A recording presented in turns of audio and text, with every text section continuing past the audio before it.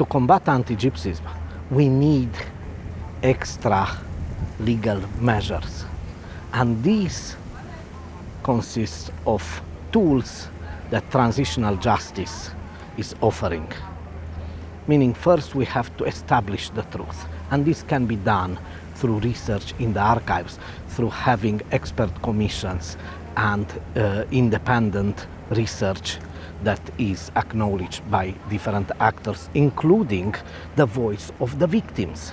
Because the key is to have a victim-centered approach. Then, with this, of course, truth usually is established through justice processes, legal processes before courts of law. But this is not always, and the history of Roma proves that even in the case of Holocaust, the trials following the Second World War did not establish the truth when it comes to Roma. So for that reason, we need extra judicial means to prove. And then once you have this truth, this has to be communicated to the public, through educational system, through other means, so we can educate the public.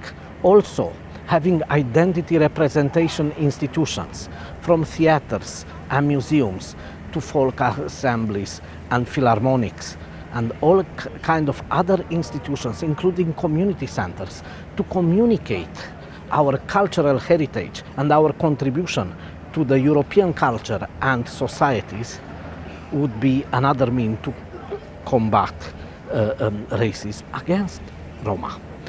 Therefore, the next step would be to start memorialization. You cannot start with memorialization until you establish the truth. So there is a certain sequencing in this respect. And once we have memorialization, including museums, statutes, recognition of past events, and the suffering of Roma victims, then we can talk about reconciliation and an effective way to address anti-Gypsyism. Now, one of the questions is if our claims for justice does not contribute to the animosity and hatred against Roma.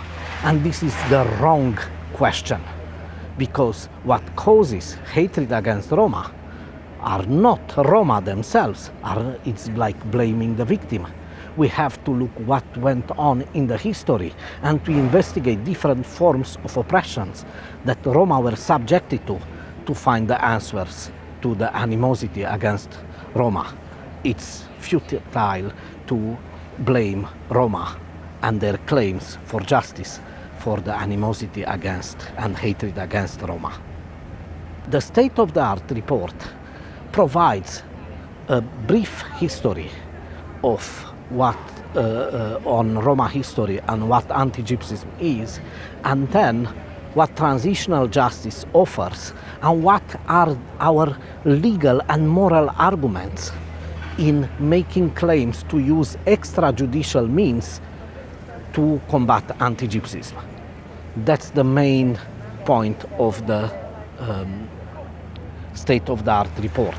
So basically, we provide legal and moral arguments to those willing to use extrajudicial means as a way to address racism against Roma for centuries.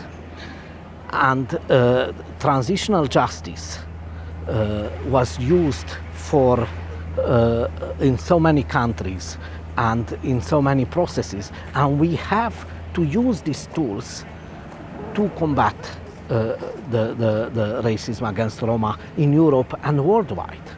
The experience of other oppressed groups in other parts of the world show that this can be done and we can achieve social justice by using. It will not be absolute, but it will be a few steps forward in achieving equality between Roma and non-Roma in our societies.